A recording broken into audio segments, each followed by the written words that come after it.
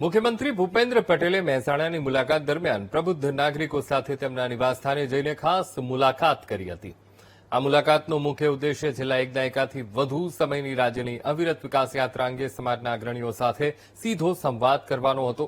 મુખ્યમંત્રીએ આ જનસંપર્ક અભિયાન હેઠળ જાણીતા શિક્ષણવિદ અને ચાર્ટર્ડ એકાઉન્ટન્ટ અશ્વિનભાઈ યાજ્ઞિકના નિવાસસ્થાને મુલાકાત લીધી હતી. નાલંદા વિદ્યા વિહાર સાથે સંકળાયેલા અશ્વિનભાઈ યાજ્ઞિક સાથે મુખ્યમંત્રીએ રાજ્યના શૈક્ષણિક વિકાસ અને બૌદ્ધિક ક્ષેત્રે થયેલી પ્રગતિ અંગે વિચારોનું આદાન પ્રદાન કર્યું હતું.